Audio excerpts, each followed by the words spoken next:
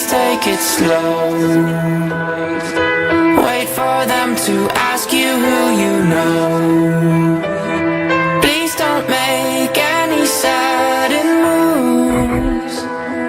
You don't know the half of the abuse. All my friends are heathens, take it slow. Wait for them to ask you who you know. Please don't make any sudden moves. You don't know the half of the abuse. Welcome to the room of people who have rooms of people that they loved one day docked away. Just because we check the guns at the door doesn't mean our brains will change from hand grenades. You love another psychopath sitting next to you. You love another murderer sitting next to you. You think I'd get here sitting next to you. But after all I've said, please don't forget. All my friends are heathens, take it slow. Wait for them to ask you who you know. Please don't make any sudden moves. You don't know the half of the abuse. We don't deal with outsiders very well. They say newcomers have a certain smell. Yeah, trust issues not to mention. They say they can smell your intentions. You laughing on the freak show sitting next to you. You laugh some weird people sitting next to you. You think I did not get here sitting next to you. But after all I've said, please don't forget.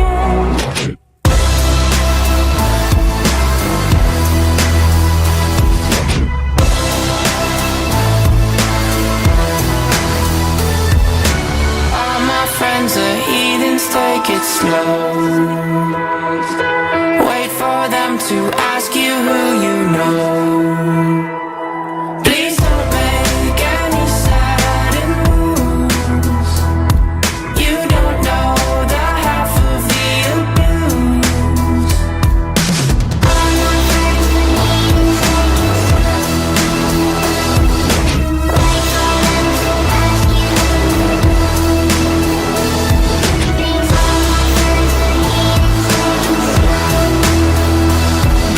Wait for them to ask you who you know. Why'd you come? You knew you should have stayed. I tried to warn you just to stay away.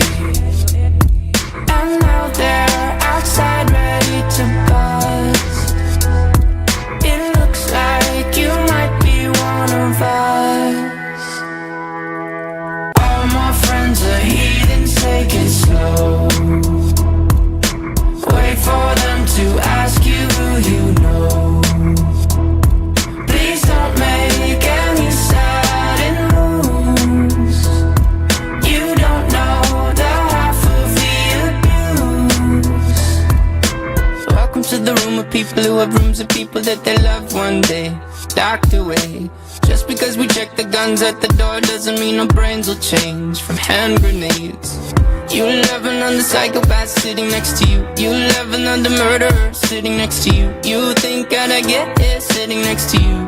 But after all I've said, please don't forget. All my friends are heathens, take it slow. Wait for them to ask you who you know. Please don't make any sudden moves. You don't know the half of the abuse. We don't deal with outsiders very well. They say newcomers have a certain smell. Yeah, trust issues not to mention. They say they can smell your intentions. You laughing on the freak show sitting next to you. You laugh some weird people sitting next to you. You think I did not get here sitting next to you. But after all I've said, please don't forget.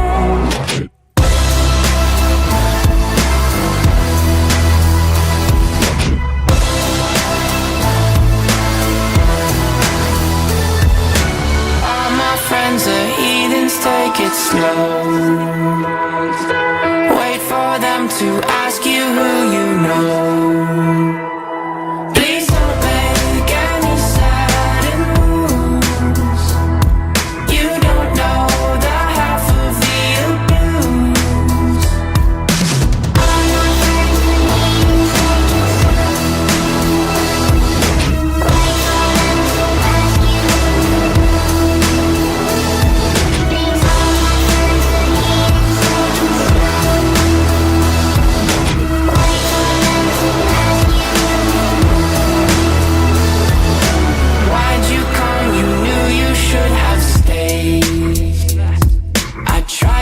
warn you just to stay away. And now they're outside ready to bust. It looks like you might be one of us.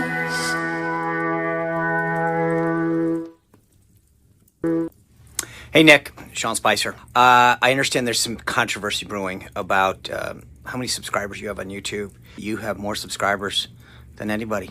And it's probably the biggest, largest YouTube subscription that anybody's had. But also, it's not numbers that matter, Nick. And I know everyone's going to quibble over this, but it's content, it's quality, and your subscribers are amazing. They're great.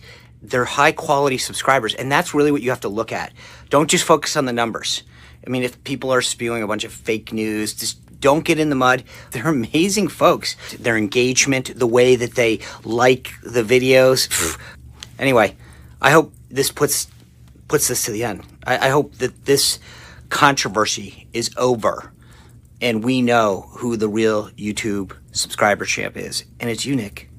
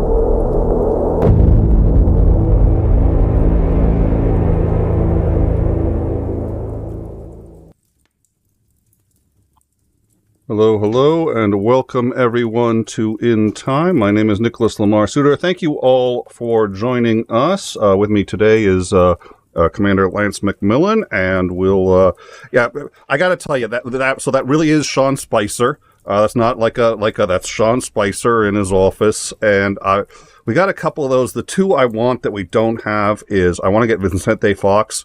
You know, I've said this before, like In Time will not build no fucking wall.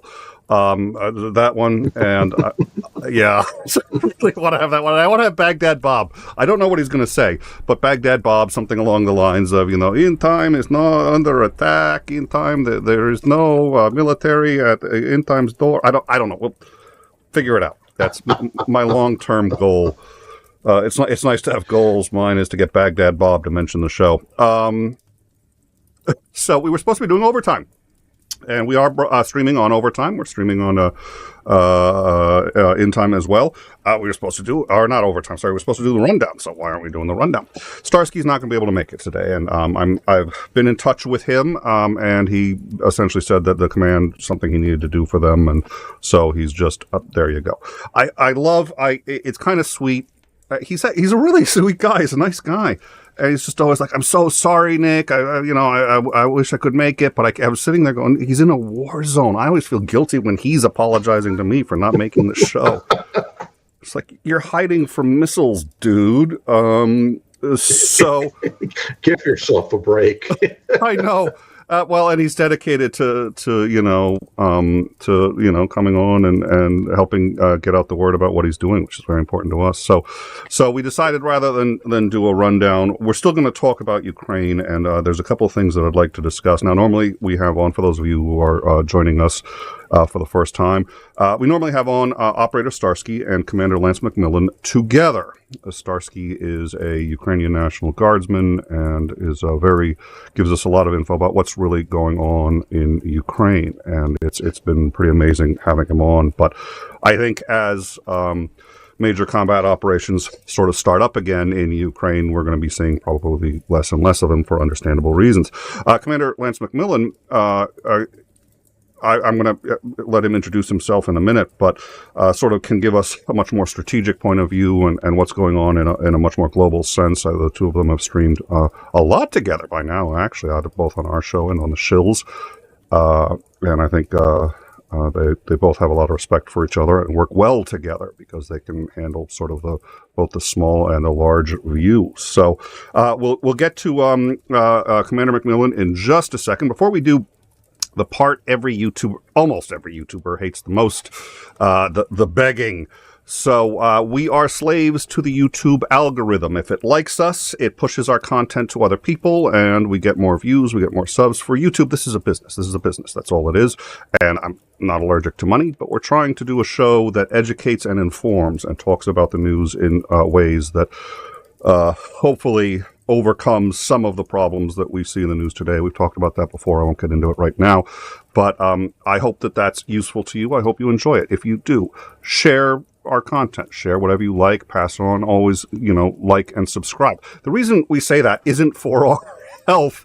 It's because YouTube is a business, and the more that people like our content, the more they say, hey, maybe this is good stuff, and they boost us in the algorithm, and it just helps out the show. So if you like the show, be supportive, and that's one way to do it. The other way to do it, we've been moving our more sort of dialogues and casual conversations to our sister channel, Overtime. That channel is not yet monetized. There's a lot it can't do.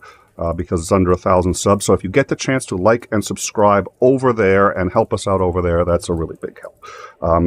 All of us are in this for things other than to shill our stuff and to beg for likes, subscribes. The reason basically every content creator you've ever seen does it is because it really does have an impact. So keeping that in mind, I hope you will do that. And also keeping in mind that that's not why you're here. Let's get on to the show. With us today is Commander Lance McMillan. Commander, how are you? I'm doing well.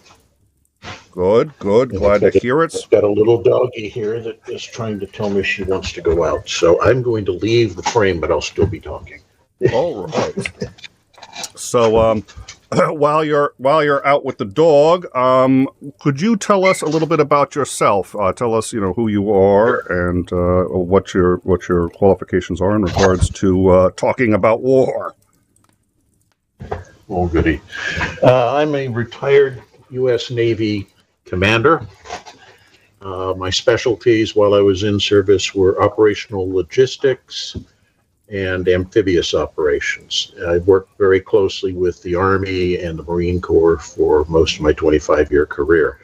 I also was the lead logistics planner for our buildup of forces preparatory to Operation Iraqi Freedom, or the invasion of Iraq. I'm a graduate of the Naval War College and the Combined Staff and Command College. So I've got all that going for me. Plus, on the civilian side, I've been studying warfare, military history since I was in, at least elementary, probably, or excuse me, at least junior high, probably elementary school. And I've had a number of war games, military subjects that I designed and published. And there's the exciting history for why I'm so important. Well, actually, I got to tell you, one of the things I enjoy is, I teach history, and it's rare to find somebody who really has a pretty good grasp of history. But, you and I go blow for blow on talking a lot of history, especially in Russia. Your knowledge exceeds mine, and we both know that. But it's nice to have somebody with whom I can have these conversations and get into it in depth in a way that you can't with other people. So it's always a delight to have those conversations with you. And one other quick reminder, just as we start, if you would like to super chat. I know Starsky's not here, but, he's a supporter of the show. We're a very big supporter of him. And we have said that all super chats for shows on which he's on, or shows sort of dedicated, the Starsky shows, of which this is one, all the super chats will go to the charity of his choice. He has chosen the Vatra volunteer organization. He's talked about them on occasion. We have talked about them before as well. Their information is in the the description.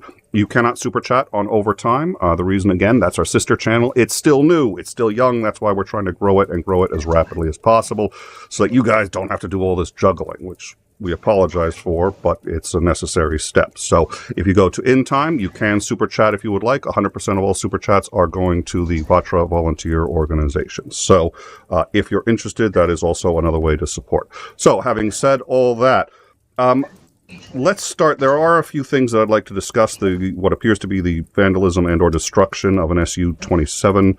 Is that right? Yeah, I think it's 27. And a few other things that are going on. I'd like to talk about Bakhmut. But before we do that, it's been a year now. So could you just give us sort of a rundown of how this started and roughly why we're going through all this? Sure. Why it started, that's a really good question.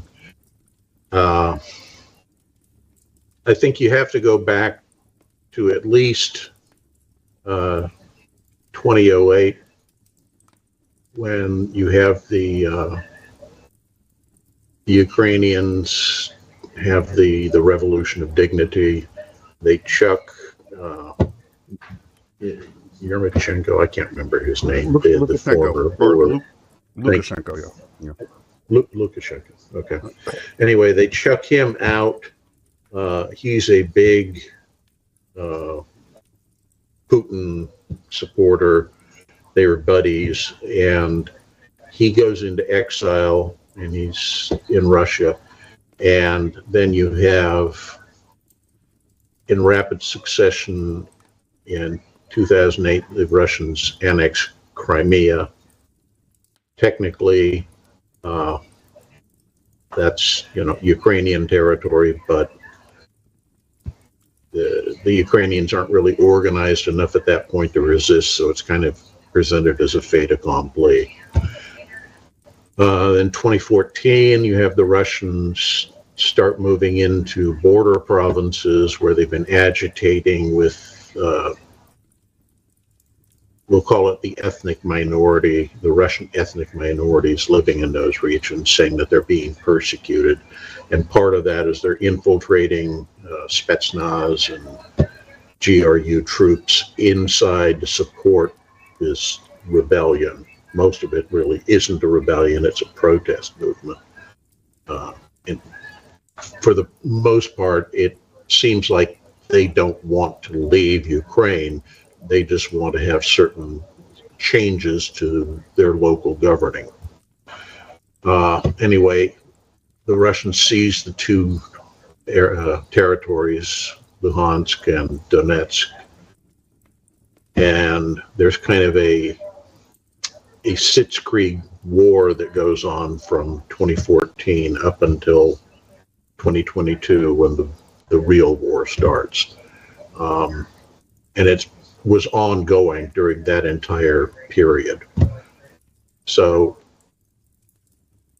that's why are they doing it? I think it's a combination of the Russians are irritated that the Ukrainians, see themselves as independent and not a subservient client Russian state. I think it's also that they have a number of resources that the Russians want to stake claim to. And then there's the whole question of the East-West divide. And I think that is a significant, perhaps the primary reason that the war in 2022 starts. And that's because when the Budapest Accords are signed, which is when the Ukrainians give up the nuclear weapons that they had when Ukraine and Russia divided, there were still a lot of nuclear weapons stored in Ukraine. So they were technically under Ukrainian control.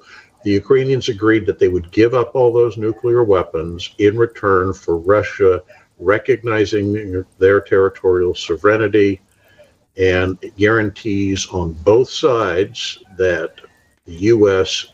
and Russia would come to their aid if they were attacked by the other party. Mm-hmm. That's the agreement. And of course, when they are attacked, the U.S. does nothing. And when they are attacked again, the U.S. does nothing. And finally, in 22, when they're attacked, we say, maybe it's time to wake the hell up and do something. So we start sending them aid, pressuring our allies to send them aid.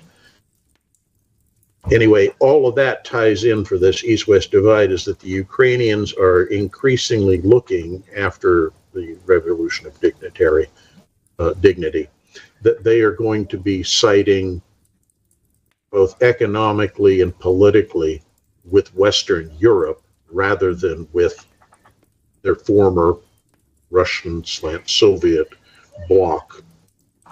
And that really pisses the Russians off. They had always seen that even though the Budapest Accords were signed, Ukraine was still going to naturally fall within their sphere of influence.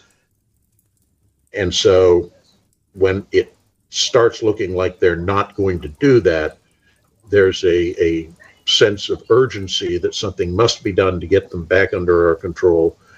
Something must be done to prevent NATO from expanding into Ukraine and thereby having the potential to put a dagger right up against our heart by being able to invade Russia from Ukraine. That's the mental processes I think are going on in Russia, and that's why the war starts. Well, a number of countries as well are holding U.S. nuclear ICBMs, and these countries are NATO countries that are holding them as a result of. All right, stand by one. We're going to have somebody else joining us in a minute.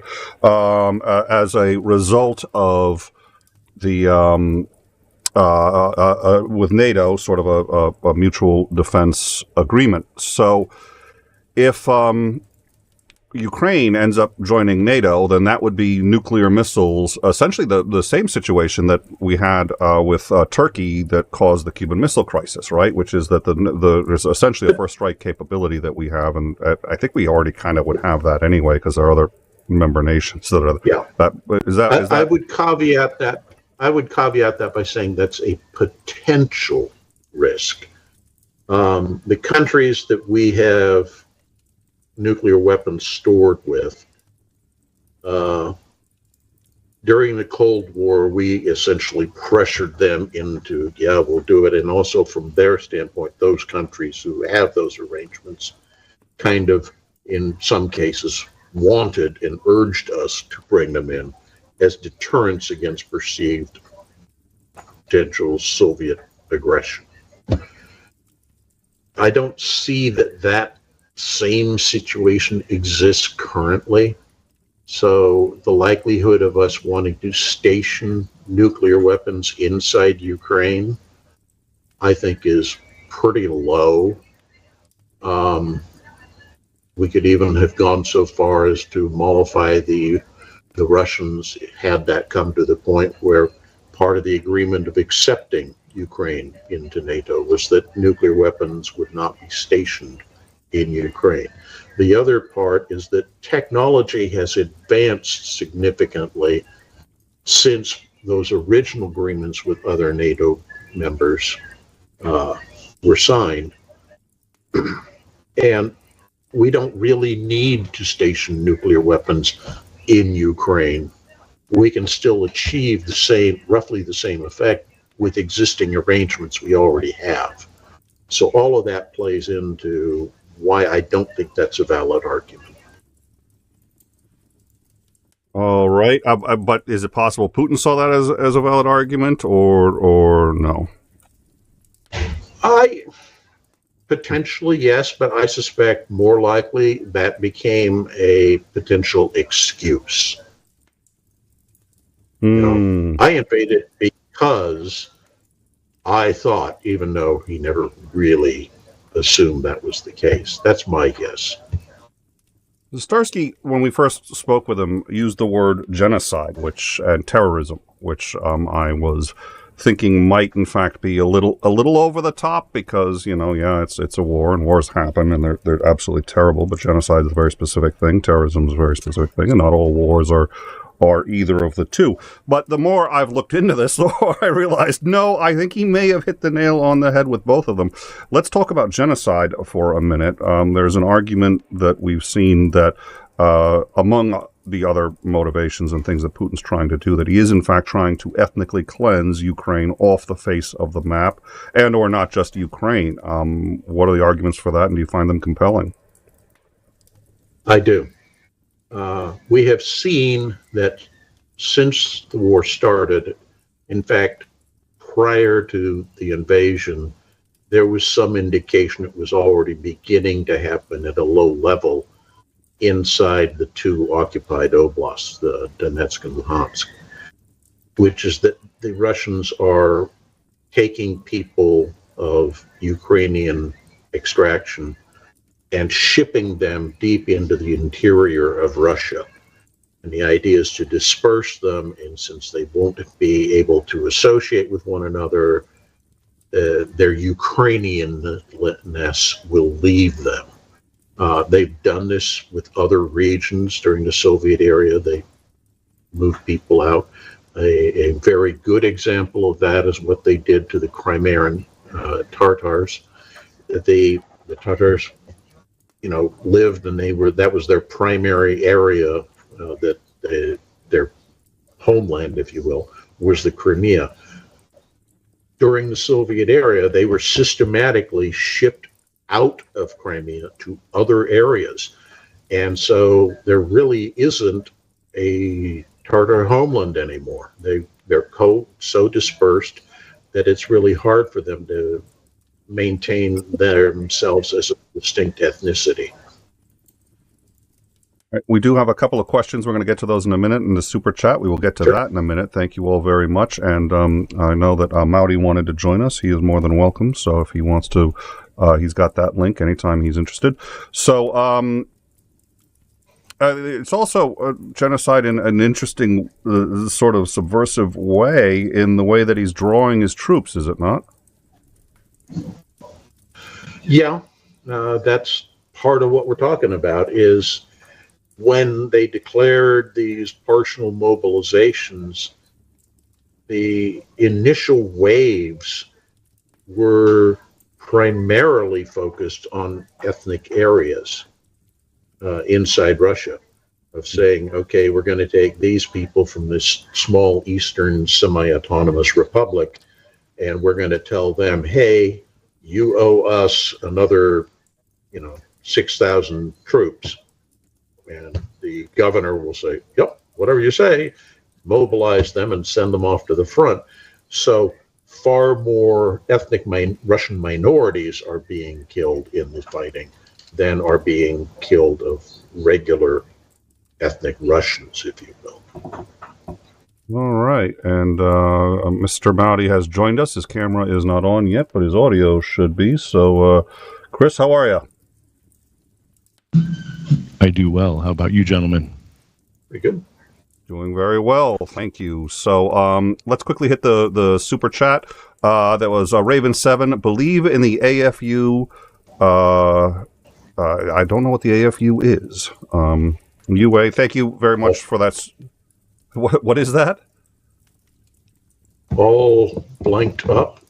That's what I would interpret it as. Oh, okay. All right, well, it may clarify. And then we had a question, and this may or may not be the time, but there was, I guess, a Russian soldier who said when he gets back to Russia, he's going to attack the Kremlin, and obviously an expression of dissatisfaction. But we've had far less dissatisfaction with the war from inside Russia than I think most people would expect. Everybody knows that it's been terrible. There's been a lot of misinformation coming out, but still, why aren't the Russians getting more upset by this? Ooh, now we get into cultural heritage. Since the days of the Tsars, the Russians have lived under a very oppressive regime with a very robust state security apparatus. Mm-hmm. Anybody who dared criticize the ruling class would be disappeared, persecuted, what have you. And we're not talking 50 or 100 years. We're talking back into the 1600s. So a long time. And it's kind of become ingrained in the Russian psyche that you don't stand up and criticize. You just accept your lot of misery and go on with life. And I think that's a lot of what's happening here. The only times you see the Russian people begin to rise up out of that apathetic state is when Russia goes into a war and starts losing significantly. So you see that occur, for example, in 1905 in the Russo-Japanese War, where they suffer horrendous casualties and effectively lose the war. The Russian people get mad. You have a quasi-uprising. The Tsar has to grant them the right to have Duma and, a powerless parliament, so to speak. And then, of course, in 1917, as a result of the catastrophic failures on the Eastern Front in World War I, you get the Bolshevik Revolution. The people rise up, get rid of the boss. The Soviet government comes in, or Bolshevik government comes in. They don't follow through on the promise that they're going to kind of democratize, make everything the Soviet model where each little farm, each factory acts as its kind of independent organization that determines how things are going to be run, and they all send representatives up and up. So it's a representative system, supposedly, except it isn't. You replace the czar with the commissar. So that's the kind of situation they've been living under, and I don't see that it's going to happen in Russia now unless the casualty count keeps ratcheting up. And that could, again, trigger some sort of popular uprising. But typically, uprisings in Russia are top-down driven, not bottom-up driven. So what you need is somebody at the top who's going to say, I see an opportunity here.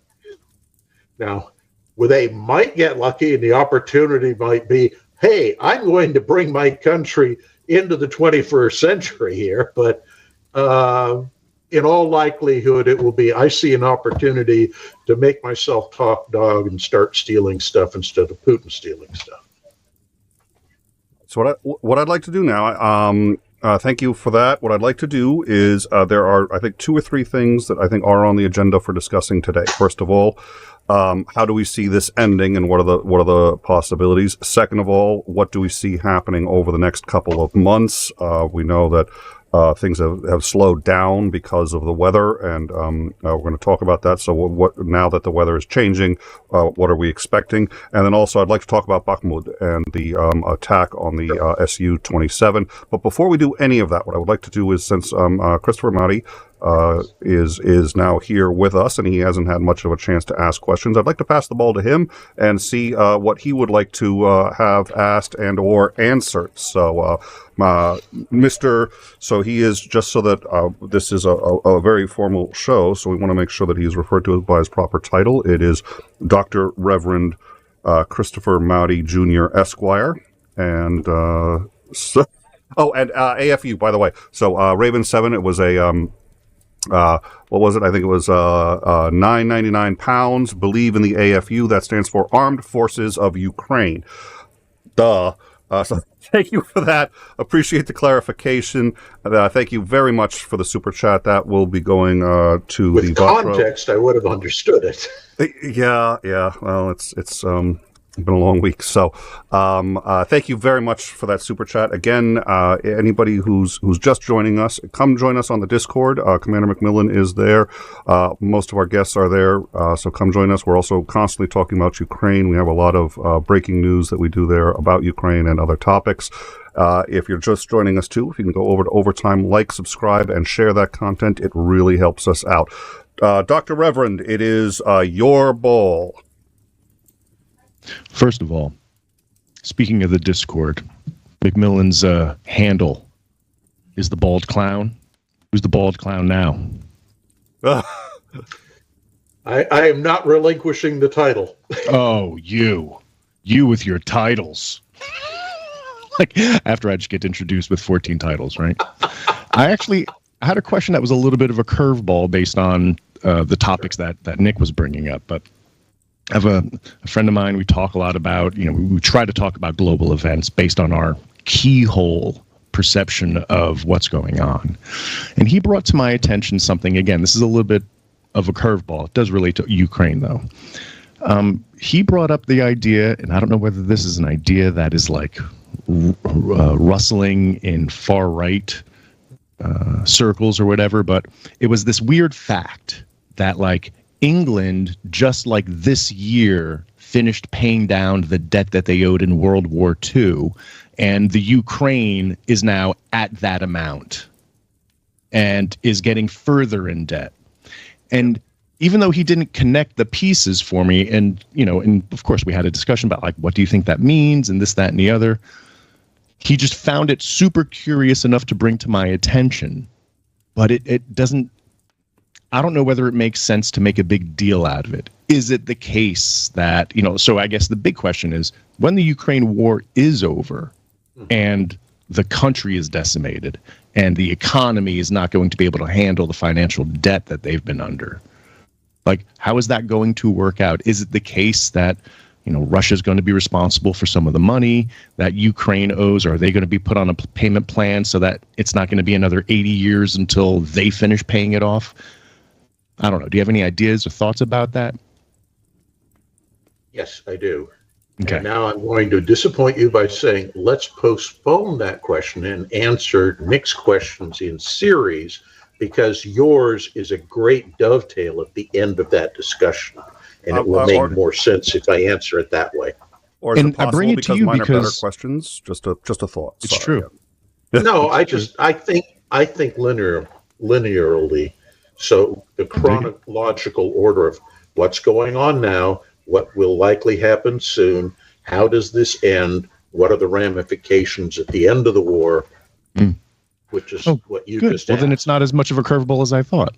Well, It's nice. It is. I had not considered that as a question, and it's an excellent one, and I do want to answer it. Okay. Because of my beady little lizard brain only thinks in linear fashion. I'm along for the ride, Be brother. a lot better. I'm along for the ride. I hope that everyone brace yourself in the I audience. wouldn't go that far. There's going to be a quiz when we're done. It's all downhill from here. Anyway, what's going on now, as Nick alluded to, the weather's crap, the ground is a mush. It's hard to drive vehicles off-road in the mush.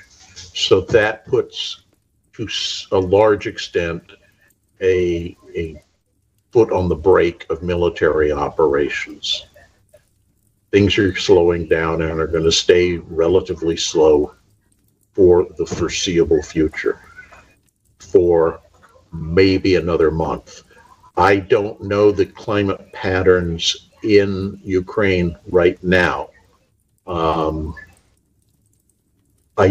when I say patterns, I mean what's likely to occur over this period, because most of my study is based on World War II, and climate change has had a profound effect on the climate in Ukraine since that period. So things may dry out earlier, and that's what I'm kind of anticipating. It used to be that the spring thaw would start around late February and continue through about May. My guess, given the conditions now, is it's already been in progress for about a month and is probably going to continue up to mid to late April before things can get rolling again.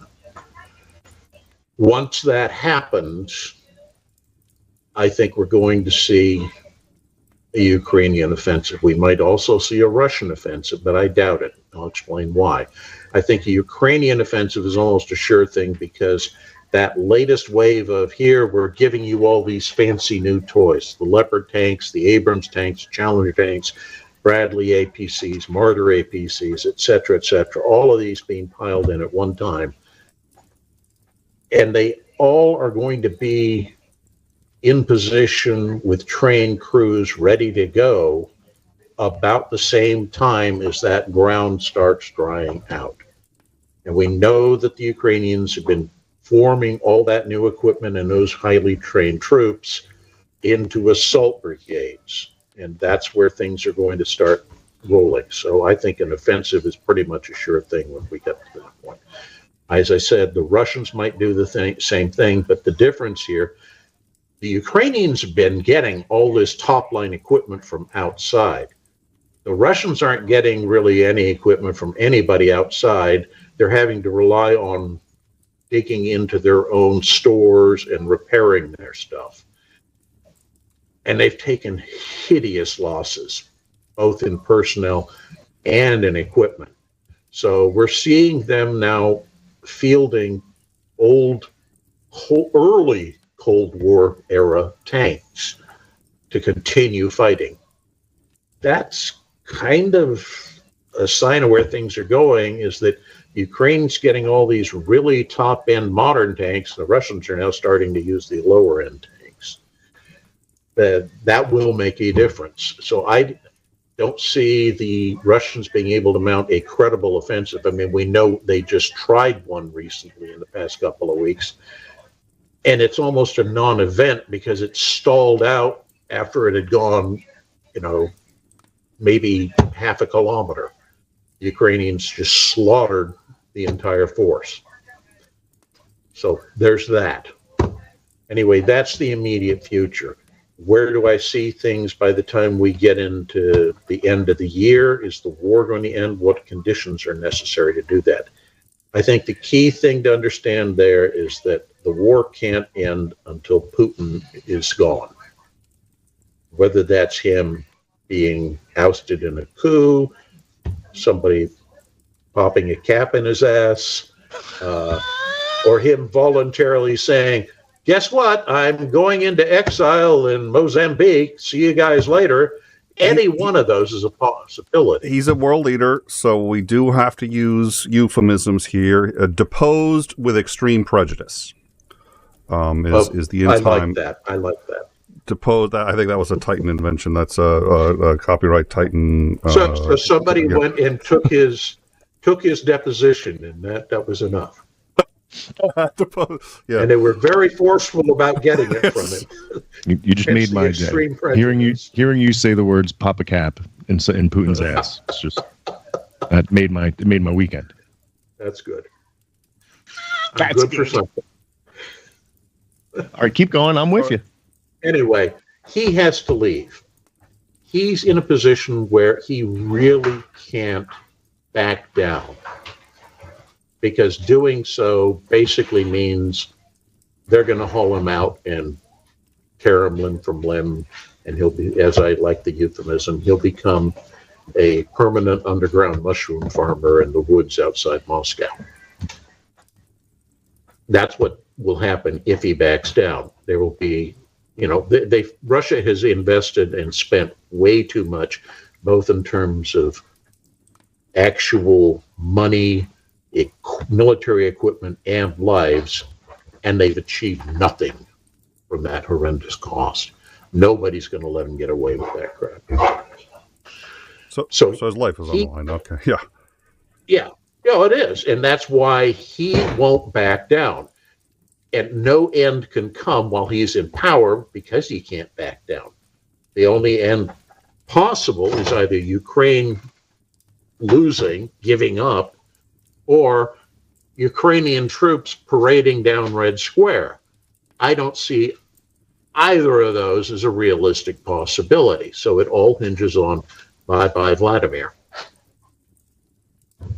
Once that happens, you still have to get the right combination of a leader who's willing to negotiate and find a solution that both sides are willing to accept to end the conflict. Yeah, but China's already on top of that, aren't they? Oh, I'd say we can wish, but that's opening a real Pandora's box without hope wallowing in the back corner of the box at the end. So, yeah, well, let's not go down that road, please. Hey, they're giving public suggestions for how the negotiations should go. I mean, they're yeah, the 12-point plan. I mean, even on clean paper, I still don't think I'd wipe my ass with that proposal. It really was so full of self-serving excrement. But yeah, I mean, they're trying to put the Chinese are trying to elevate themselves on the world stage, and this is one way of going about it, just trying to appear like they're the great peacemaker, sort of a Jimmy Carter, Camp David Accords between Egypt and Israel sort of thing. You know, oh, I came up with this wonderful proposal and I solved this horrible crisis. I think that's what they were hoping, realizing that they had no chance it would ever happen. But the fact that they stood up on the world stage and made that proposal makes them look good. And they need that right about now, because they're also engaged in a huge amount of saber rattling themselves in the South China Sea area. Well, and that it appears reasonably fair and balanced, you know, just if you look at it, you know, without a nuanced understanding of what's going on. It appears like it's even holding Russia, their allies, feet to the fire somewhat for what's been going on. So it does appear. Yeah. Yeah. Anyway, to end the war, you have to get the right guy to replace Putin, and then he's going to have to make a deal, and that puts us in the situation that you were alluding to, Reverend Doctor. What happens at the end of the war? So let's assume that we've come to the end of the war. Are there going to be reparations? I think most certainly there would be. Ukraine has been very, very badly damaged, while very little inside Russia proper has been damaged. And most of the damage that has been done in terms of lives lost, infrastructure, what little of it was damaged, it was all military related, whereas huge amounts of civilian infrastructure have been damaged in Ukraine. So there's going to be a demand as a precondition for reparations before the war will end. And that poses two things. A, is the amount of money that they're going to get from Russia going to be sufficient to pay down the loans? And B, is the reparation scheme that's imposed on Russia going to be so severe that we see a repeat of what happened in Germany after the war, the First World War, where some, moron stands up and starts preaching, we were stabbed in the back, this was unfair, we need to rearm, and you get a return to where we are right now in 20 years. So how does that all work out? I don't know. The other question is, what are these schemes? Well, first off, I don't know how much debt Ukraine has incurred, because much of what they've been given is literally that. It's a gift. So, yeah, they're definitely incurring costs to continue fighting the war, but many of these, we're giving you Leopard tanks, we're giving you HIMARS, we're all of that. My understanding is the bulk of the military equipment and munitions that is being provided is effectively gratis. And I know that money has also been thrown into the pot to help them continue to wage the war. Is that a gift? Is that a loan? I don't know. But the key is that either way, I don't think Ukraine has entered into crippling debt situation yet. There will be a major debt. They will be having to pay it off over a long period of time. But I'm presuming that the terms of any loans that they've got are going to be such that they can, as Britain did at the end of World War II, have that repayment scheme stretched out and be not so burdensome that they can recover their own country's economy. But they also have to rebuild the country. I think that's where the debt's likely to come, is at the end of the war. Yeah, they'll be given some money from, nations trying to help them, but I don't think all of that money that they get given after the war to rebuild is going to come close to being able to cover those costs. So they will have to negotiate all sorts of loans. IMF already was in the process of working with them to extend them loans. We know that. The trouble is IMF tends to put fairly severe restrictions on the people that take loans from them, austerity. And then you end up with that being a similar crippling burden on whatever post-war Ukrainian government is there. And you end up with another Weimar Republic potential problem. All right, I don't know. We may have lost the Dr. Reverend. We have been joined by 𝐒𝐤𝐬𝐿. He's been here for a while, but I didn't want to interrupt the flow. 𝐒𝐤𝐬𝐿, how are you? Yeah, I didn't want to interrupt the flow either, so I was just... Can you hear me? Yep, I can hear you. Yep. Sweet. So I have two questions. I will try to answer. You were speaking brief. I'll ask this one first because you were kind of touching on the end of the war, how it ends. My concern has always been, what if Putin isn't deposed with prejudice? He maintains power in a stranglehold. Ukraine is successful in mostly pushing them out of Ukrainian territory, but Russia just sits back and starts dropping bombs from drones, throwing in missiles and all that stuff from their own territory. So, and I've heard a lot of people talk about that they could probably maintain that for a couple of years doing that. How do you end up with a resolution at that point? I mean, would we support Ukraine going into Russia? I mean, what do we do then when we get to the stalemate where Russia just keeps throwing ordnance into there, but aren't physically in the country for Ukrainians to combat? Right. Okay. First off, I would classify that not as an end of the war. The war is continuing. It's just entered a sitzkrieg phase as opposed to a blitzkrieg. So they're sitting around lobbing artillery, missiles, drones at each other. And that can theoretically go on almost indefinitely until one side or the other says, okay, enough is enough. Let's put an end to this nonsense and I'll give you some of what you want. And again, I go back to my original premise.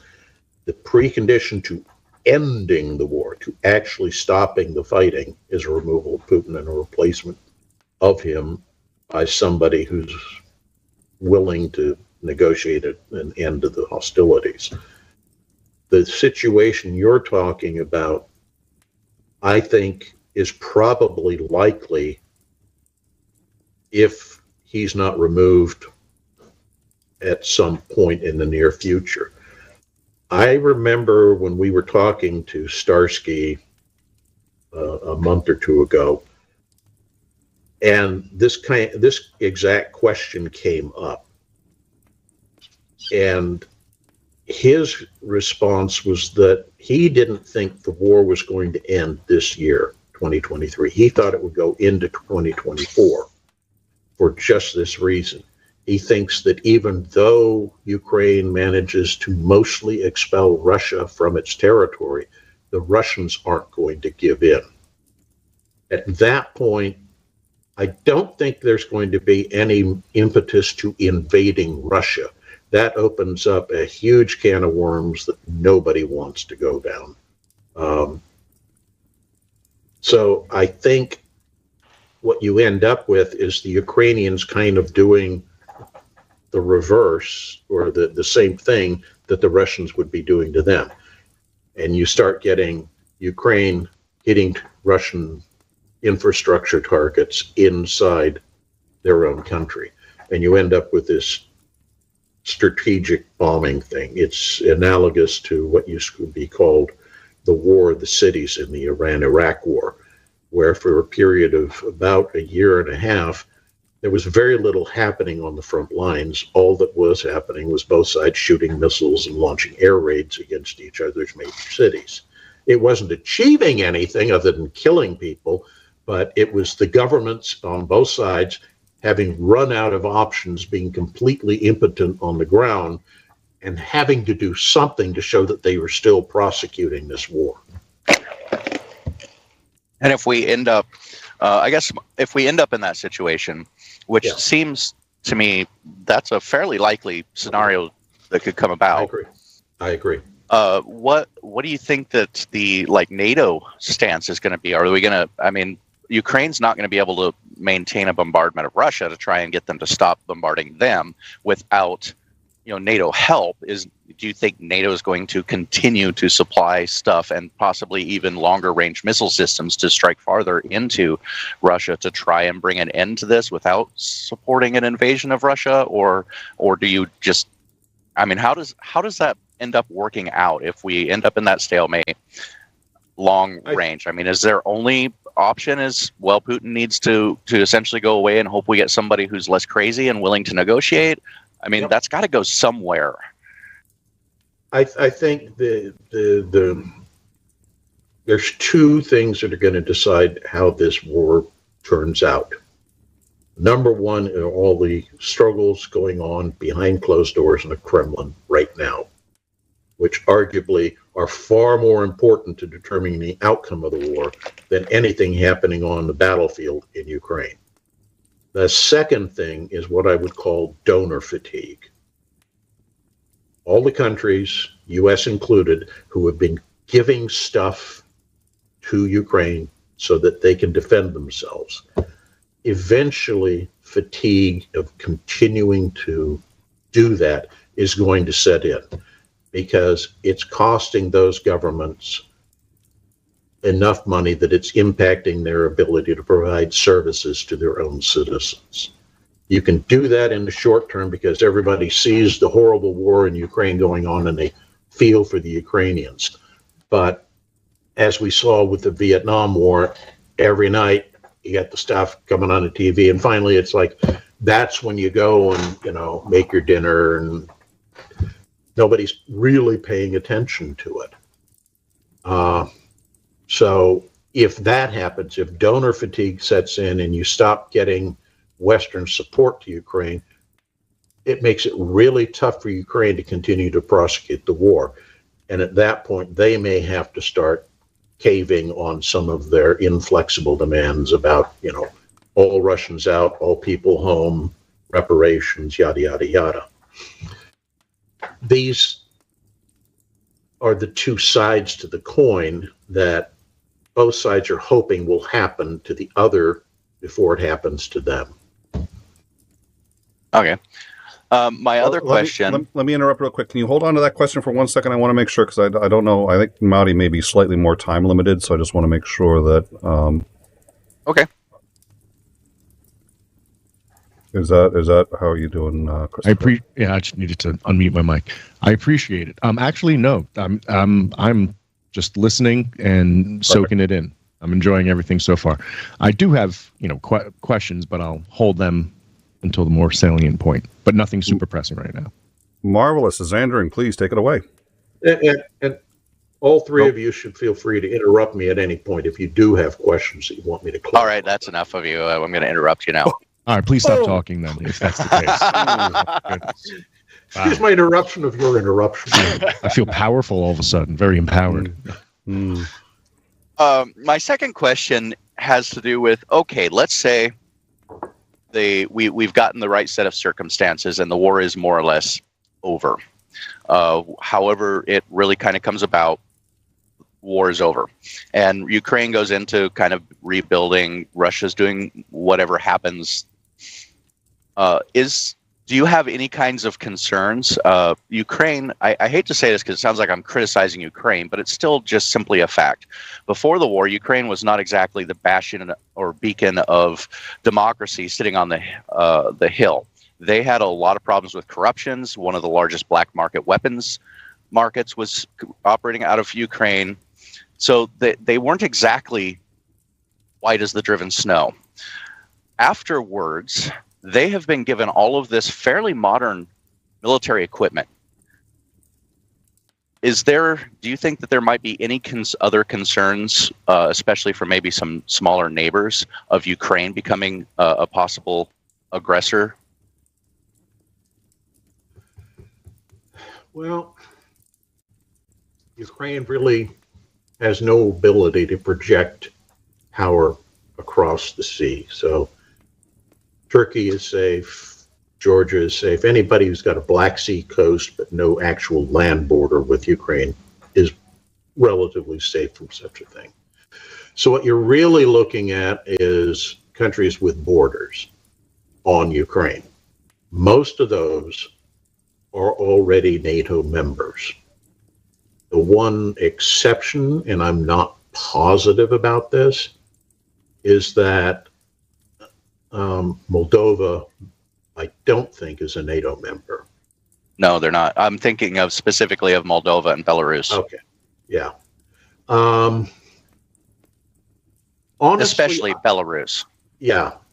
I honestly don't think the Ukrainians would use all that military equipment to go on some war of conquest into either of those two countries. I mean, they're going to still be licking their wounds from this war. And let's be absolutely clear. We get all these, oh, the Russians have taken 150,000 dead and probably 3 times that in wounded casualties during the course of this war. Nobody talks about how many troops the Ukrainians have lost. It's very high as well. Even if it's only half what the Russians have suffered, that's still a hideously high casualty rate. It's going to have an impact on a small country like that. So they're going to need time to rebuild. I don't see them wanting to immediately start throwing money into a war when they've got this pressing need for reconstruction.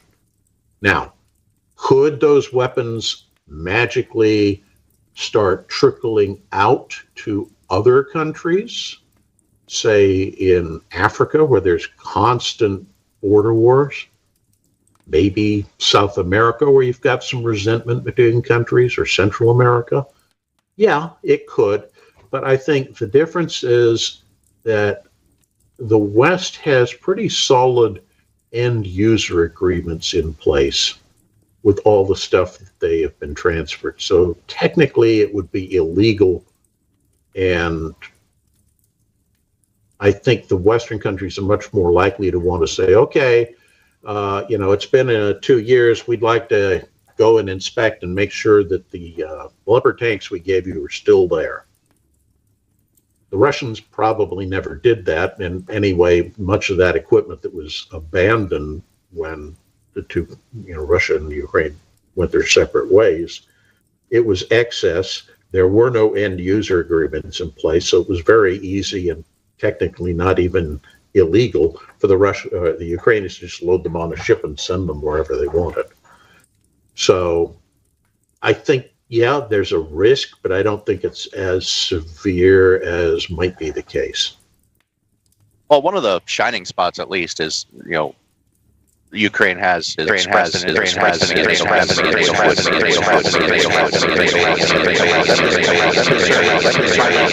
is over, and they're like, okay, well, how will this kind of come about? How will reattack?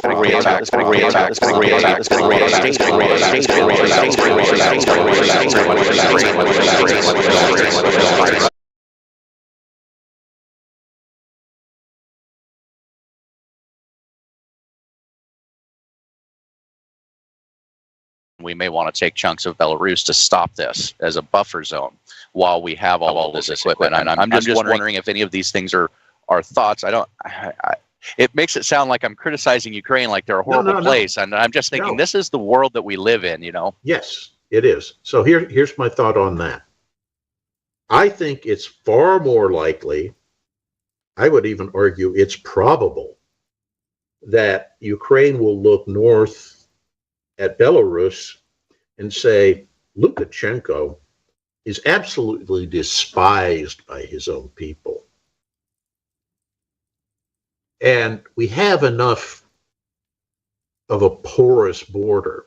It would be easy to start encouraging the Belarusian people to have their own version of a revolution of dignity and make him go away.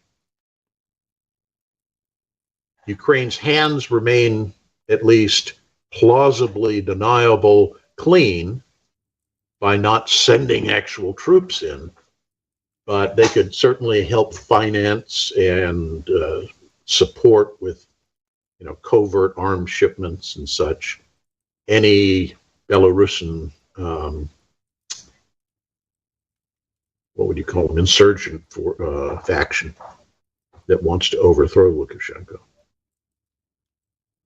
Yeah, that was what I was kind of wondering about was, if things get over, Ukraine's going to have a hell of a military advantage against any of its neighbors.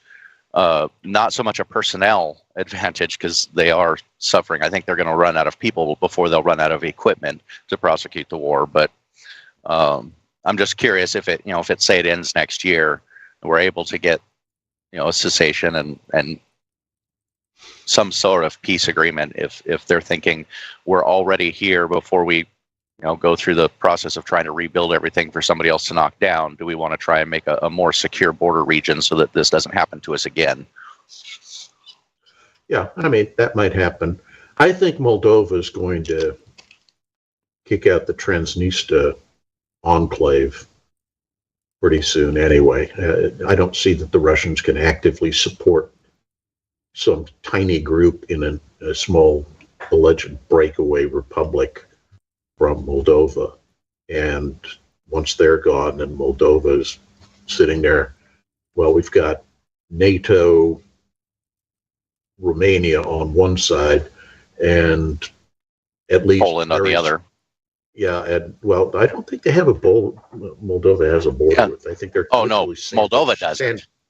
Yes, but I'm saying Ukraine borders Poland. Right. No, I'm talking about Moldova, and I think that Moldova could easily say, yeah, we're going to expel the Russians and start trying to work ourselves into the NATO arrangement. That might happen. Oh, that would be wise for them. Oh yeah, it's kind of like the Kaliningrad, used to be Königsberg enclave that Russia has up on the Polish-Lithuanian border. That little used to be East Prussia. And it's only been there for, since 1945. And it's already having a distinctly different cultural milieu than the alleged Russian homeland. And it's pretty much thoroughly populated with Russians, because at the end of World War II, the Russians literally moved the entire German-speaking population out of that province. And already that's, they're different than Russians. They think differently. They have different attractions. Well, they got a lot of different influences on them as well. Exactly. And that's why I'm saying, that's why I don't see how the Transnistria separatists in Moldova can survive. They'll get merged eventually into Moldova. The separatist region will have no choice because they'll have no visible means of support. And once that happens, Moldova's sandwiched between two Western-leaning countries. It makes sense to just say, let's fix things. Yeah, and Moldova doesn't really have a military to speak of, so yeah, they're probably going to want to be very friendly with the countries that surround them. Precisely. Those are the two questions I kind of had a burning desire to know. Sure. All right, and sorry for the echo there earlier. I think that it didn't go out to the guests, but it went out to the live feed. I do apologize for that. Only on in time. So Christopher, I know you had a couple questions, and we do have the so-called live map up. This is a map that gives us a pretty consistent an accurate report of exactly the status of the war. It's not it is a map of Ukraine, but it operates a bit more as a sort of a tactical map of what's going on. So hopefully that will meet your needs. I'm sorry you can't screen share, so let me know if this works, and let's bring that back up here. And nice. Yeah, especially with what both Commander and 𝐒𝐤𝐬𝐴𝐵 were just talking about. I thought having a map up would help. But also, so I guess this is related to the question that I had asked earlier. Let's see. Would there be any reason for NATO, wait, no, not NATO, or for other nations that are attempting to help Ukraine, would there be any motivation to purposely put them in crushing debt? Is there a strategic advantage to that in any way, shape, or form?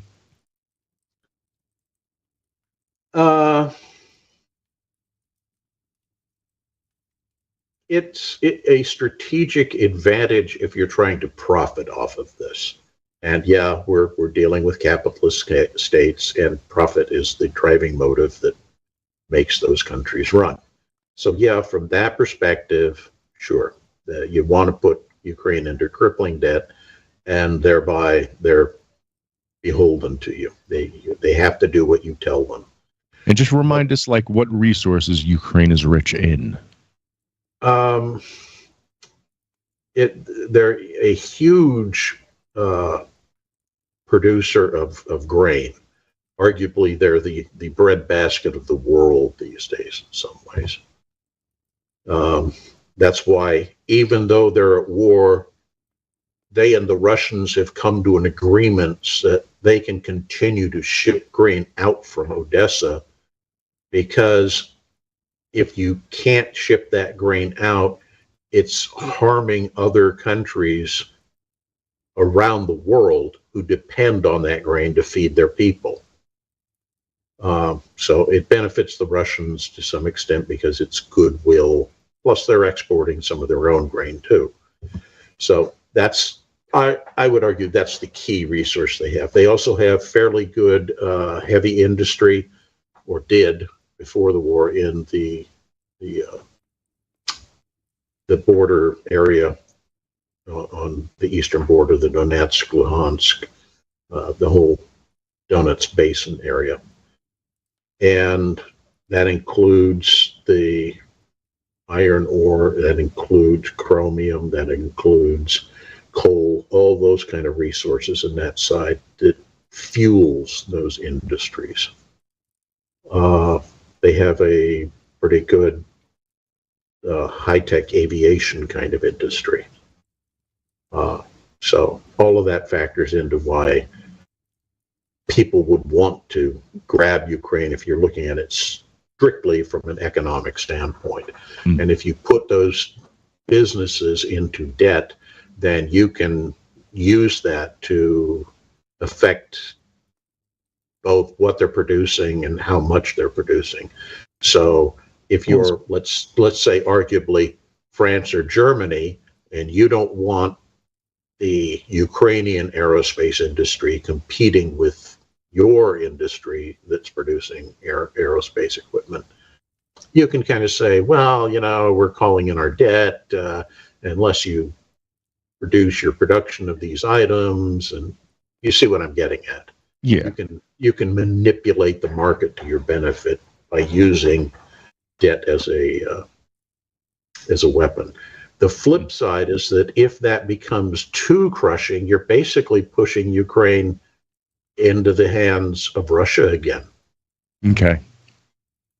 If the debt is so bad that Ukraine can't rebuild, can't recover, they may have no option but to say, yeah, well, okay, we renounce and default on all our debts to you, and we're going to be buddy-buddy with the guy who just killed tens. But doesn't that assume that there's going to be a united country known as Russia when everything's said and done?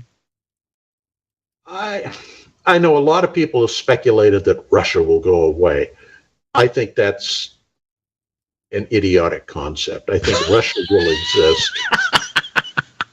It's just, it will be in a different form from what we see today. I think some of the semi-autonomous regions may get to become independent countries.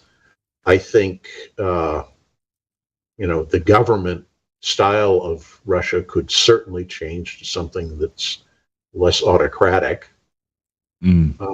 But yeah, Russia's going the 𝐍𝐤𝐜𝐸, or whatever his name is, 𝐍𝐢𝐜𝐸𝐻𝐴N, that geopolitical guy, his line is that Russia is going to turn into a bunch of provinces.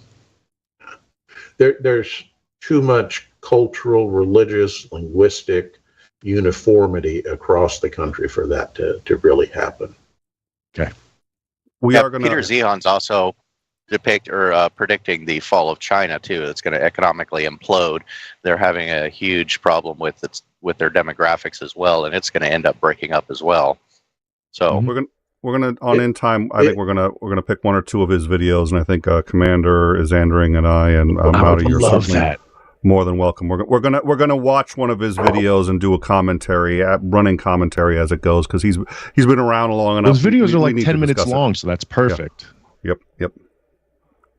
So we'll do that. That would be in fact, that may be a good thing for next week. So let me see if we can get that scheduled for next week. But anyways, yes, I know who you're. I recognize the question as soon as you said that's assuming Russia. I was like, I know where that's coming from.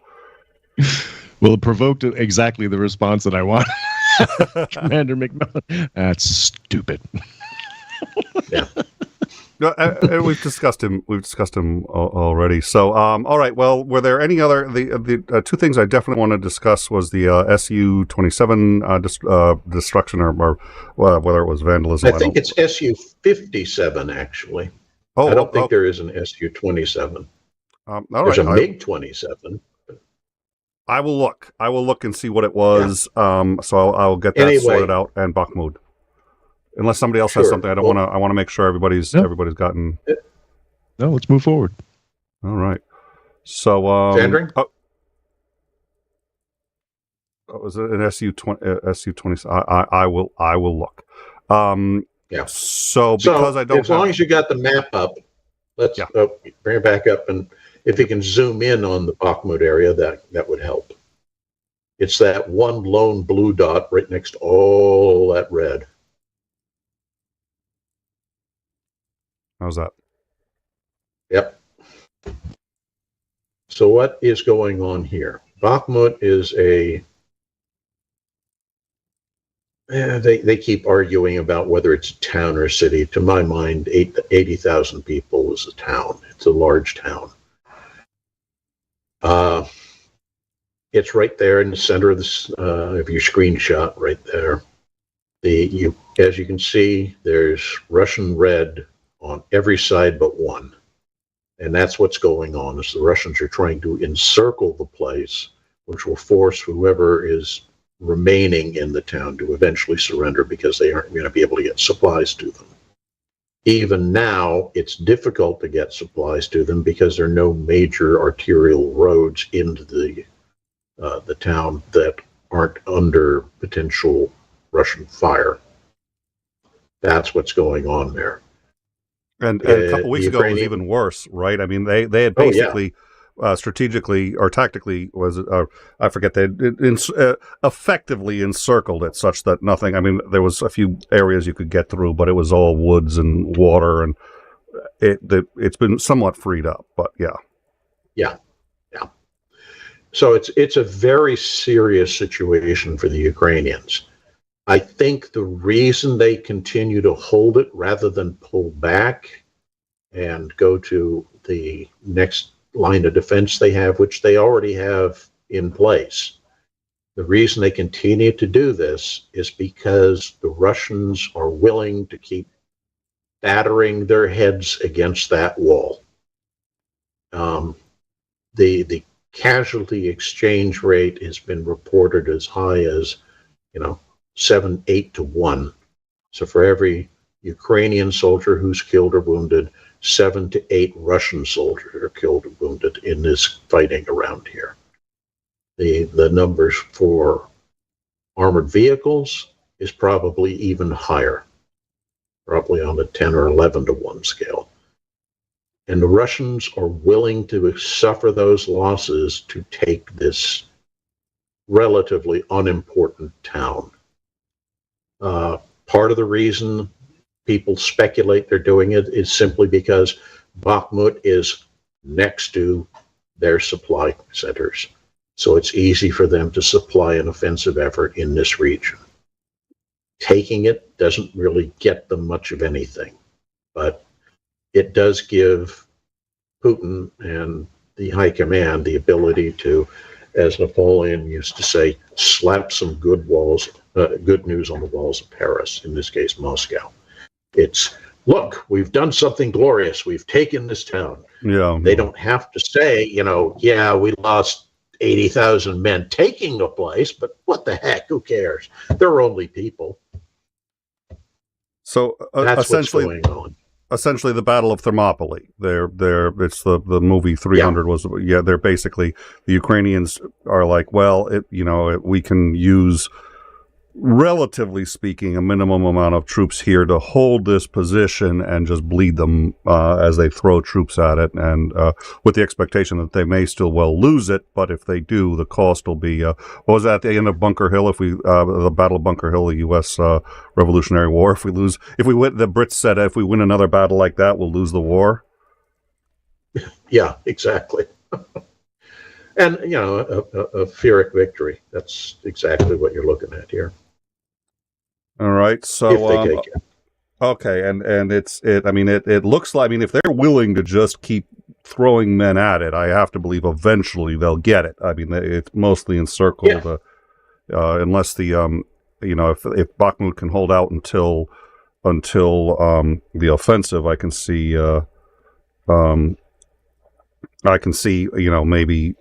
maybe doing that, but I don't see it holding out that long. All right, and so our last question is, but before we get to that, so I believe, let's see, so Mr. Mowdy, I believe you're on your way out. Is that the case? It is indeed. It was a pleasure talking to you both, and well, all three of you. Is Andrew, you're still there, right? I'll take your silence as a yes. Yes, I am. So I'm driving up I-5 through the Puget Sound, and so I'm like muting when I'm not actually saying. It takes me a minute. Oh yeah, I hear I'll wave as you go by. All right, everyone, have a good night. It was good to see you. Thank you so much for stopping by. We appreciate it. It was good to see you. All right. So there was this is an interesting one, and I thought it was worth discussing. It appears to be a small thing, but given the location and a couple of other factors, I thought it was probably worth discussing, and then we'll wrap it up. But there was so what I'm reading here is an Su-27. There was a video published by Freedom of Russia. They are claiming that they've committed arson on an Su-27. Presumably, it's been damaged at least beyond usability right now. Whether it's been destroyed, I don't know. But at any rate, what can you tell us about it? Okay. Yes, there is an Su-27. I just looked it up. It's called the Flanker. It's a twin-engine, very maneuverable fighter aircraft. So one of the most modern, right? It's like their so-called fifth gen among them. Okay. Yeah, it's definitely fifth gen, but it's not sixth. Okay. The key thing to me that stands out in this report, if it's true, is that it's not happening near Ukraine. This is by the aircraft was on a base that's near Vladivostok, which is on Russia's far eastern Pacific coast, by Korea, basically. Well, we may even have it here. I will bet you there it is. Yep, little green dot. Little green fire dot right there. So yeah, if you look at the map, yeah, it's wow. Yeah, more clumsy Russian soldiers smoking where they shouldn't smoke. Yeah, so there's Ukraine on the left. There is where this happened. Halfway around the world. Yeah. All right. So I seriously doubt, if this is true, that Ukraine has any direct connection with it.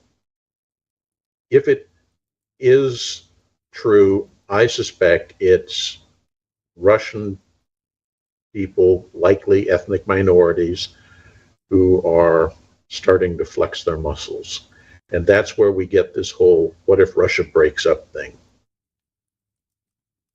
We know that the majority of the population in the Russian Far East are either ethnic Mongolians or Han, Chinese.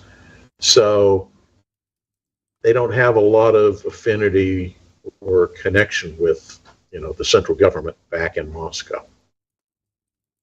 It's potentially likely they could say, screw this, and try to go their own way, especially since so much of the Russian military, which is what provides security, internal security in the country, are now distracted and are operating on the other side.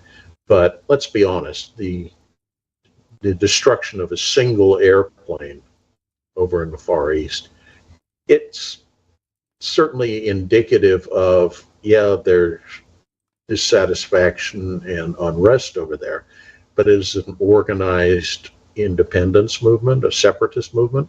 Probably not. Well, it is. So as they've been keeping their most technologically advanced aircraft out of Ukraine. Is that right? Why not put their most advanced, like the high end Su aircraft into Ukraine? Why not just bring the best you got? They have been flying. Su-27s. They have been flying even other more modern aircraft in the area, but they are still holding significant reserves of top end aircraft, on other border areas, because they still need to provide some sort of deterrent against neighbors getting frisky. Over in the Far East, as Sarah Palin said, I can see Russia from my bedroom window. And the reverse is true too. The Russians can see Alaska and American territory from their bedroom window. Yeah, right. But you get my meaning. I do. But more importantly, I think, is the fact that the Chinese are there, so close to that city, that border. Go ahead. Sorry, please. Well, I'm just my question is what I think you were about to say anyway, so I apologize for interrupting. What concern is it that China's there? Aren't they allies? No. They have interests that Ping came out and said coincide. We're besties. There's no air, there's no space or daylight between us. Didn't he say that? There has never been a huge closeness between the two countries as far back as when Mao, took power in the 50s. It's not something that's, a big deal. They've actually had border skirmishes, the Chinese and the Russians have, on a couple of occasions. Mm-hmm. So the Russians keep significant numbers of troops stationed in the Far East just as a deterrent to prevent the Chinese, who, as we know, have, allegedly something like a quarter of the Earth's population living in China. And, I'm sure it's getting kind of crowded, so they can look north and see all that relatively empty territory filled with all manner of wonderful natural resources. And, if you were an ambitious Chinese leader and saw that the guy who owns that territory is a bit distracted and has been stripping your border region, you just might say, maybe I should try something. And there is swaths of contested territory there that China already thinks is theirs and Russia is currently occupying. Yep, exactly. All right. So it's not a comfortable border. And that's one of the reasons you're going to see Su-27s, MiG-31s, etc., all stationed on that side. You'll also see them up on the Finnish border, up on the Norwegian border, probably up against the Baltic states border. The Russians are not so much concerned or intending to attack there, at least not yet, but they are always concerned that they're going to be attacked by those avenues. You've got to remember that while we in the West always viewed the Soviet Union and the Warsaw Pact as an aggressor who was going to invade the West, the Russians saw the exact mirror vision. They saw NATO as an offensive alliance that was intending to invade and destroy the communist state. Mm. And that hasn't changed. I mean, it's not that it's going to end the communist state, but the Russian psyche says we're going to be attacked by these people on our borders. And let's be honest, Russia's history is full of them being attacked by people as far back as the Mongols and the Crusaders that came out of the Germany and the Baltic states attacking in that area. So, and the Poles and everybody. And there is no, I don't think he was talking about, there's a question in the side chat. I don't want to speak for Lance. There's a question about whether or not they see an attack on Norway. I don't think you're suggesting that. You're suggesting that the Russians are afraid that they'll be attacked by countries in the... Right. I mean, it's extreme Arctic force, way up there, supplying forces to do anything, as the Germans learned very hard lesson in World War II, trying to conduct offensive operations in the far north in the Arctic region is nearly impossible. I don't think either side is going to attack, but the Russian psyche says, yep, we're going to be attacked. That's why they have forces stationed up there. And we know that one of the units that was pulled down and fought and got absolutely annihilated was one of the Arctic, especially Arctic trained mechanized brigades that was watching the Norwegian border. And to be fair, and this is something that, people say, well, NATO is just a defensive organization that never try to eliminate Russia. We've been trying to eliminate Russia for a long time. We've just been doing it economically. Are we going to, invade Russia? No. Are we trying to get the entire country to dissolve and be wiped off the face of the earth so that we can spread democracy in our way of doing things? Yes, absolutely, 100% we are hostile to Russia, have been for a very long time, and they're not paranoid on the front. So, does that sound like a reasonable assessment to you, Commander? Yes and no. I don't think the West wants to destroy Russia. What we want to do is change Russia and have it, continue with Peter the Great's reforms and try to become more like the West so it is a capitalist democratic state and can join the family of friendly nations who are competing economically against one another. Russia doesn't think in those terms, and that's what they're hoping, I think, to change. I completely agree with you.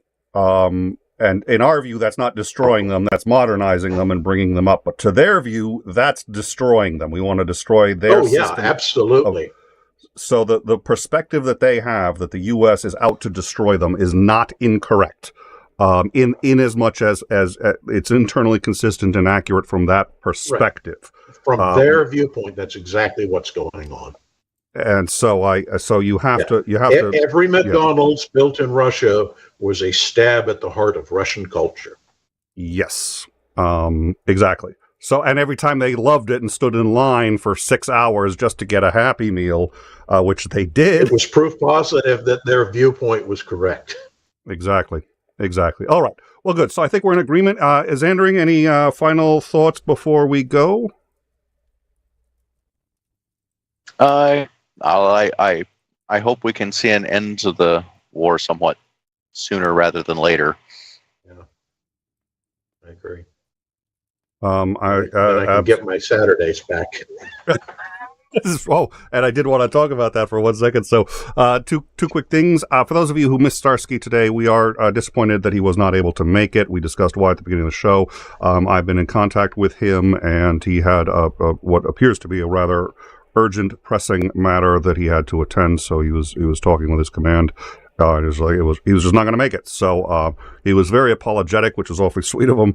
I'm glad he's doing what he needs to be doing, and more importantly, I'm hoping he's staying safe, which he appears to be as much as is possible over there. I suspect he will still be on with the Shills tomorrow. That's Saturday. The Shills is a channel. I will drop the link to them in the live chat. I've actually known them for a little while. All of them, every single one of them, sweetheart, really nice people. They've had me on a whole bunch of times, which they've been very gracious about. I enjoy going. Dick Dawson is one of them. He's also come over here and helped us out every now and then, which I sincerely appreciate. So, and actually, without them, we probably would not have met Starsky, at least certainly not so soon, and maybe not ever. So I'm certainly appreciative of that. And if you missed him here, I highly recommend going to see him there. Also, the Commander McMillan joins when he can on the Shills, and it sounds like you'll be trying to join them tomorrow, Saturday at 3 p.m. Eastern. Is that right? No? Won't be able to. Won't be able to. All right. I hopefully will be able to. I have to take somebody to the airport, so I won't be back in time. Oh, all right. So, but he often joins. I certainly will attempt to be there, and I'm there more often than not on the Saturdays. So, that's another opportunity for you to see Starsky. And once again, and I've said this before, so first of all, we've got a Discord. Come join us on that Discord. You can ask Commander McMillan your questions. So if you feel like there's a question we missed, we did a lot today. You can ask the commander yourself on our Discord.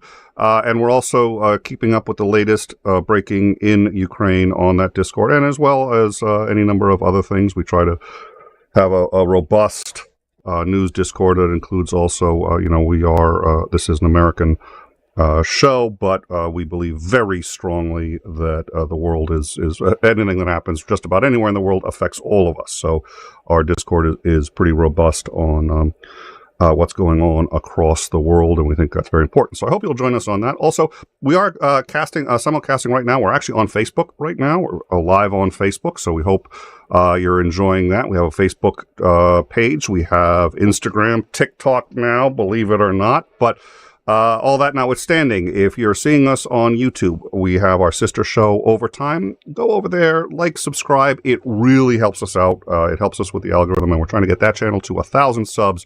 Makes it so that you can super chat there, and is really a huge help. In Time is our main channel. This is the In Time show. We have a number of other shows. Overtime. Nick of Time. That's where they give me 5 minutes to talk on a subject, and I take 20. But we hope that you like that, and if you want to super chat, again, all super chats are donated to the charity of Starsky's Choice, which is the Vatra volunteer organization. The details for that are down in the description. If you want to donate after the show, you can do that as well, and there's any number of ways to do that. We have all of their contact information. We certainly appreciate all of the super chats we've gotten, and we appreciate the people who have liked, subscribed, shared our content, and given the thumbs up, because that really does help us in the algorithm. So thank you all very much. Before we go, Commander, do you think that there's anything that we missed that we should discuss? And there's some Russian in the live chat, so I'm going to try my really poor Russian reading skills and see if I can decipher what it's saying. Okay. I don't really have anything to add beyond what we've already talked about. The one thing that always bothers me is that we are, as this war progresses, we're increasingly seeing all Russians are bad, the more dead Russians, the better, etc. sentiment. And that really bothers me. I think what we have is Russians who are being oppressed and manipulated by an unsavory government. But I don't think the Russian people themselves are necessarily horrible, and that's one of the things I'm hoping will happen, bring peace, so that not only the Ukrainians but the Russians too can stop dying in this pointless conflict for one man's ego. You and I have had this discussion a couple of times, and it's a really interesting one to talk about Russian culture. And that's another one. I was fascinated with it in high school. I learned the Russian language. I was one of the last Americans out of the Soviet Union before it collapsed. And I mean, I was out within hours. It collapsed within hours later. And I've always been fascinated with it, and it's been great to talk to you about it because so few people really do understand it. And you and I think, have a shared understanding of how that culture works. But there, I think I told you the story. I was in the shop. I was at like a Macy's or something like that. My wife and I were there, and my wife had 3 or 4 duplicate coupons that she could not use. So as we were paying for these things, she realized she couldn't use them. And she offered them to the lady behind us. And the lady was like, yeah, 𝐒𝐤𝐸𝐿𝐴 𝐸𝐿𝐴, I don't speak English, sorry. And my wife was like, wait a minute, was that Russian? And she asked me if that was Russian. I said, yes. She says, well, could you offer these to her? So I offered them to her, the coupons in Russian. And she responded in perfect English, thank you, no, I don't need the coupons, but thank you. And you and I have discussed that exact incident where what I realized at that point was she decided I was probably either a KGB agent or an American double agent. And in either case, she was going to be polite, but she wasn't going to, as little engagement as possible. And we've discussed, I will in take Russia, no bribes from the spy. yeah, exactly. And I was almost killed. I was, okay. I had a whole bunch of AK-47s aimed at me for refusing to bribe a border guard a sufficient amount, which came as a shock to me because I'm an American. You don't bribe border guards. Well, yeah. So, but the culture has dealt with a secret police for, as you had said earlier, generations back. And this idea that you have to inform on your neighbors, you can't trust anyone, you can't trust your parents, you can't trust your children. Past a certain point, any of them could turn you in. They could all be secret police. And so they don't stir the pot, and they don't engage in a way that the rest of us in Western cultures are used to.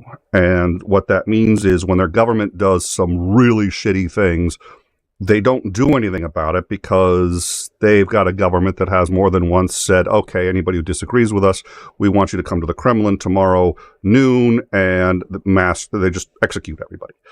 And if you don't go, they'll come to your door and find you. And so it's a very different culture, and it's very hard for the people there to resist their own government in a way that we are used to at least being able to challenge ours. Does that sound reasonably fair to you? Oh, yeah. And as you said, this goes way back. There's, the Decembrist uprising that occurs, shortly after the Napoleonic Wars, where there's they're actually princes, aristocrats are trying to urge certain reforms, and they're military officers, and so they march their regiments out, and they're not being threatening. They're all just parade, standing in the middle of Red Square saying, we really would like you to look at these demands about what we want changed to make the government better for the Russian people. And the Tsar's answer is to bring in artillery and kill them all. No, I'm serious. And that's the way Russia works. It's do not stand up and say anything that makes the government think that you're not totally behind them, because they will deal with you. Well, I think you were the one who gave me this joke. And I'm sitting there going like, when you understand Russian culture, I was like, yeah, it's actually kind of a hilarious joke, but it's also, yep, it's on the nose. There's a protest and somebody stands up in Russia and says, hey, we have no free speech. And another person next to him goes, shh, you can't say that. And the next morning, both of them vanished. Yep. It's like, yeah, you can't even point out that you can't point things out. You can't, it's not. So, and that's not be the tall blade of grass, the mower will cut you.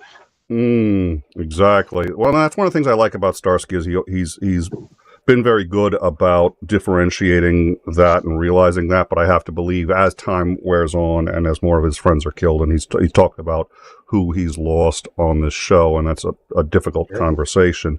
As more of that happens, I imagine it's going to be harder and harder to not blame everybody in Russia for what's going on. It is among the worst situations that you can have, that any human being can be in. So it's bad for everybody. Thank you, Commander, for joining us. Thank you, Christopher Motti. Even though you're not here now, we still have your sort of frozen image right there. Thank you, sir, for joining us. Yeah, I'm bummed I didn't get him in some compromising pose. But thank you, 𝐒𝐤𝐻𝐿𝐴𝐻 also, for coming by and joining us. You did get him enough of a. You did give him enough of a pose that he looks like an evil supervillain. Yes, he does. He does. You know what I'm gonna do? I'm gonna before we go, I'm gonna just blow that up, screenshot that, and I have so many things I could do with that. So thank you for that. He has that mischievous, evil smirk that you associate with the supervillain, just reaching out to press the button that will, he does.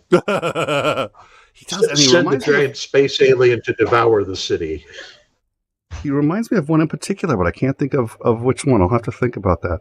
All right. Well, perfect. Well, thank you all very much. And once again, please do like, subscribe, share. It really does help us out. Join us on the Discord, and we can continue these conversations. We will be back next week, barring any breaking news. And I think we've got a couple of shows planned. In fact, 𝐒𝐤𝐻𝐿𝐴𝐻, maybe after this, we can all talk. I'm going to have to head out.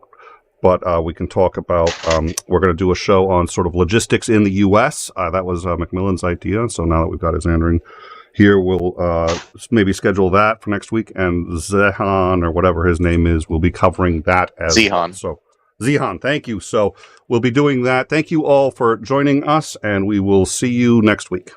Have a good weekend all.